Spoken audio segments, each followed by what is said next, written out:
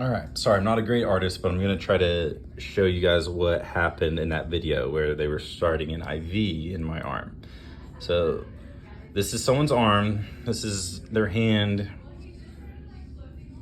Here's their vein inside their arm, right? Okay, so this is what happens. You get your vein, you palpate it, you feel good about it, you go ahead and you poke it with your needle.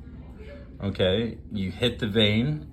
Because of that, you get this really nice flash at the end of your catheter.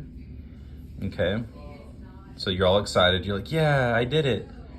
But then what you don't realize is you actually went too far and you poked through the back end, the back wall of the vein. So now you're not in the vein. You still have the flash. You think you're in the vein.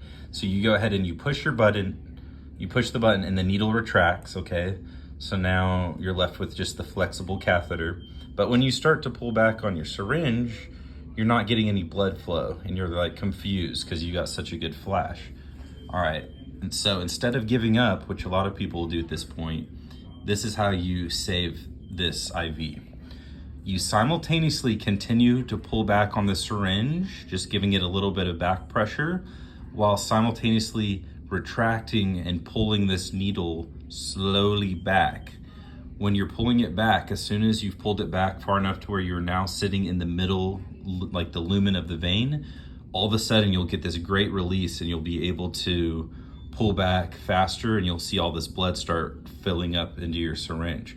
Okay, at that point you stop and now you're sitting inside the vein. So what you do then is you start gently flushing back into the patient while simultaneously pushing the catheter back in. And because this is now flexible without the needle, it's not going to poke through the back wall. It's just as you're flushing fluids or mixed with the blood back in, this catheter will just gently go where it was supposed to go in the first place, and now you've saved that IV.